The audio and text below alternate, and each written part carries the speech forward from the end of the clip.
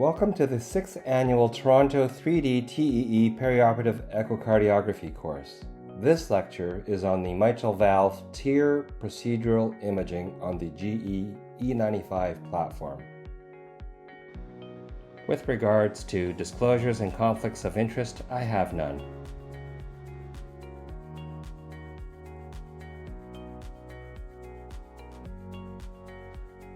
The purpose of this lecture is to generate interest in 3D TEE echocardiography.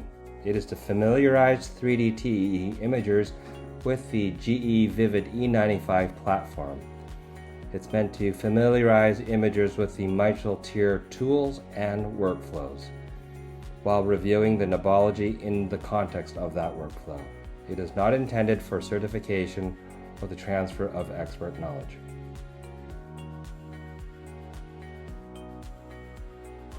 This is the GE E95 console.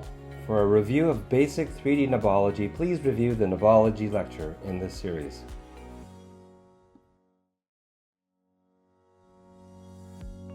To get a 3D volume set, press the 4D Prepare Zoom button, set your sector size over the area of interest, then press the 4D button on the console. You will need to rotate the image with the Rotate knob to position the aortic valve at 12 o'clock. To review the location of the MR jet on a 3D volume set, press the Color button on the console.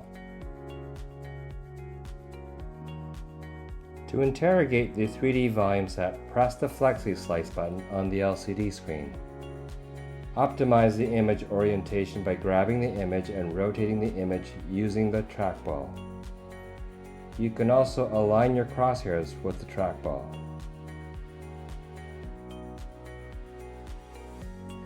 To make measurements in Flexi Slice, freeze the image by pressing the 2D button on the edge of the console. Then scroll through the cardiac cycle to identify peak diastole. Then press the Measure button to draw down the measurement package on the screen. Pick the measurement tool of choice. You can measure the mitral valve area using the Area Trace tool and measure the length of the posterior leaflet using the Caliper tool. Ideally, the mitral valve area should be greater than 4 cm square and the posterior leaflet should be greater than 1 cm in length.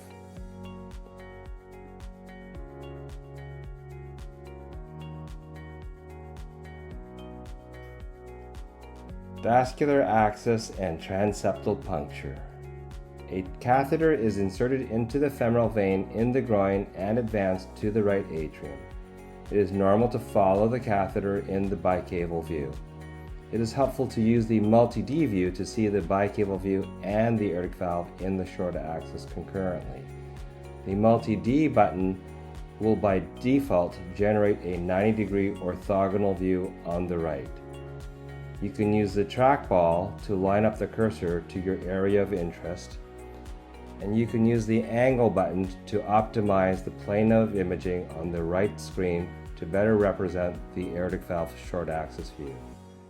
You can find the angle knob, which is always positioned next to the rotate knob, as these two knobs are interrelated. A specialized needle is then used to make a small, precise puncture through the interatrial septum to access the left atrium where the mitral valve is located.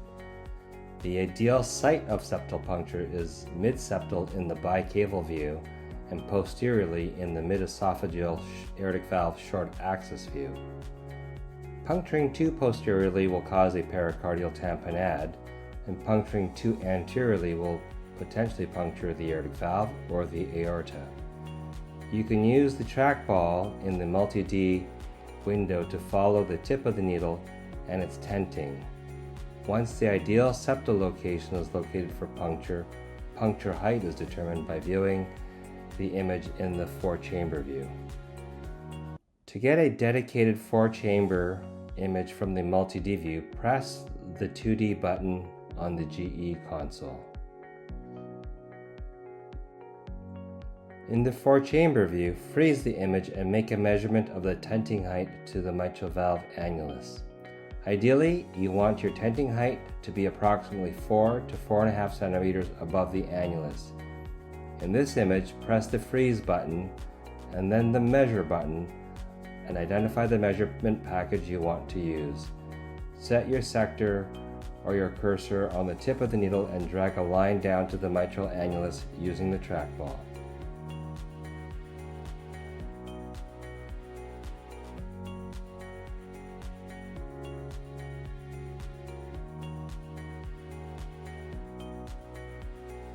Guide catheter and clip delivery system advancement. In the aortic valve short axis view, the interatrial septum is punctured and a wire is advanced into the left atrium. The operators will direct the guide wire across the septum into the left atrium to the left upper pulmonary vein. The imager will be asked to confirm wire placement, ensuring that it is not in the left atrial appendage. Acquire the multi-D view by pressing the multi-D button on the console. Use the trackball to align your cursor with your region of interest. Here you can see the wire in the left upper pulmonary vein in the 60-degree view and its orthogonal view at 150 degrees. A steerable guide catheter and dilator are advanced across the transeptal puncture into the left atrium over a guide wire. Once the guide catheter and dilator are safely across the transeptal puncture, the dilator is withdrawn, leaving only the guide catheter behind. Here you can see the guide catheter and the guide wire in place. You can view the guide catheter across the interatrial septum with the mitral valve in the far field with a 3D image volume set. For this, press the 4D Prepare Zoom, set your sector size over the area of interest, then press the 4D button on the console. You will need to rotate the image with the Rotate knob to position the aortic valve at 12 o'clock.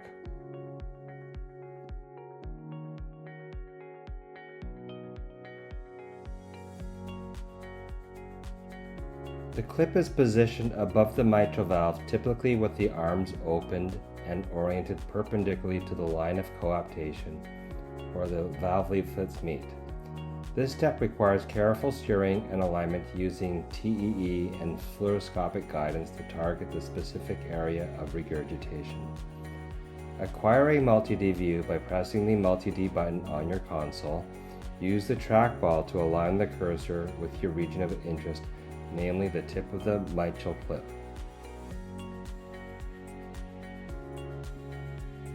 Here the clip is positioned above the mitral valve with arms open and oriented perpendicularly to the line of coaptation.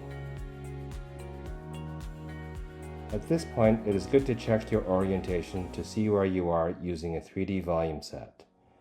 Get a 3D volume set by pressing the 4D Prepare Zoom button. Adjust your sector size over the area of interest, then press the 4D button on the console. You will again need to rotate the image with the Rotate knob to position the aortic valve at the 12 o'clock position. The operators will optimize the mitral clip so that it is above the planned target area for the clip. It is typically above the center of the mitral regurgitation jet. They will clock or counterclock the clip arms above the targeted area. The arms will be perpendicular to the coaptation line of the anterior and posterior leaflets. Typically, the arms of the mitral clip are at 12 o'clock and 6 o'clock. You can employ the zoom knob to make the image larger for the operators.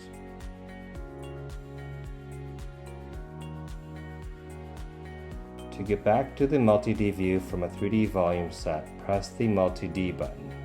Then align the cursor to the tip of the valve using the trackball. Before crossing the mitral valve, the operators will close the mitral clip arms.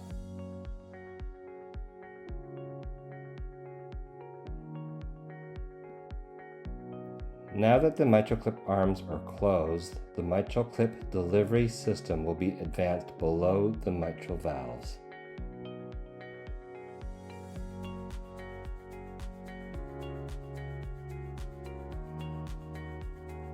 The mitral clip is advanced into the left ventricle below the valve leaflets and then slowly retracted towards the atrium to grasp the anterior and posterior leaflets. The clip arm angles are checked again, this time below the mitral valve. To see the mitral valve arms below the mitral valve, you need to adjust the 2D gain knob to make the mitral valve leaflets disappear. Acquire a 3D volume set by pressing the 4D prepare zoom. Then again, adjust your sector size over the area of interest and press the 4D button on the console. Rotate the image with the rotate knob to position the aortic valve at 12 o'clock. And then make the mitral valve leaflets disappear using the 2D gain knob.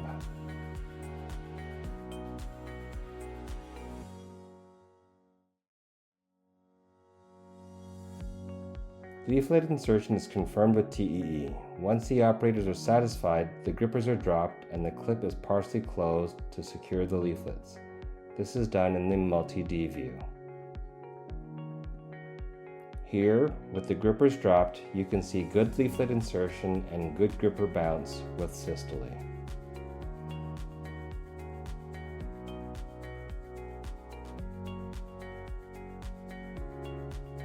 Assessment of results.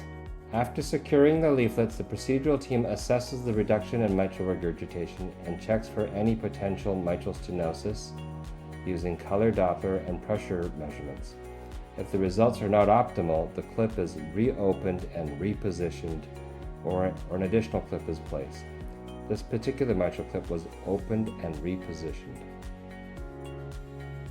Here you can see a good grasp of the anterior and posterior leaflets with good tissue bridging, resulting in a double orifice mitral valve.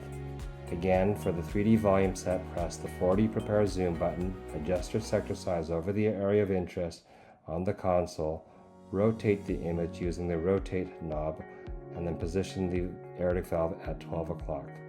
Once you're in the 3D volume set, you can activate the flexi-slice button and use the trackball to right the image and square your crosshairs so that they are in the north, south, east, west position. After repositioning the mitral clip, you can see that there is a small regurgitation jet just lateral, but in close proximity to the original clip.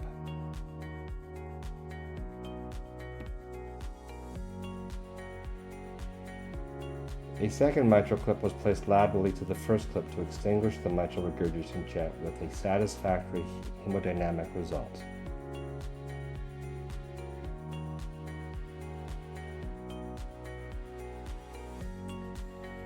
Once an optimal result is obtained, the clip is permanently released from the delivery catheter. The clip delivery system is retracted, leaving only the guide catheter in place. The entire catheter system is then removed and the access site in the femoral vein is closed. You can interrogate the mechanical ASD that is created with the color Doppler button to determine the direction of the shunt.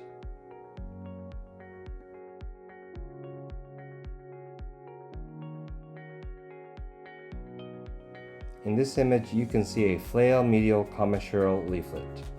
This volume set was acquired by pressing the 4D prepare zoom button. The sector size was adjusted for and the 4D button was pressed on the console. The image was rotated to position the aortic valve at the 12 o'clock position, and the 2D gain was adjusted to adjust for gain. Once in the 3D volume set, flexi-slice was activated using the flexi-slice button. Using the trackball, the crosshairs were aligned over the shaft of the delivery device and the arms of the mitral clip. Here you can see the mitral clip grippers dropped on top of the mitral valve leaflets. They are bouncing in systole in keeping with good insertion and good mitral leaflet grasp. The mitral clip is closed on color Doppler to assess the effect of the mitral clip grasp. Color is added to flexi-slice by pressing the color button. The results of the mitral clip look very good. To exit the 3D flexi-slice view, press the multi-D button on the console. Add color Doppler to the image by pressing the color button. Here you can see with higher resolution and higher frame rates the satisfactory resolution of the mitral regurgitation with the MitraClip. I want to thank you for your time and listening to this presentation. Stay humble, keep learning, and keep imaging. Thank you.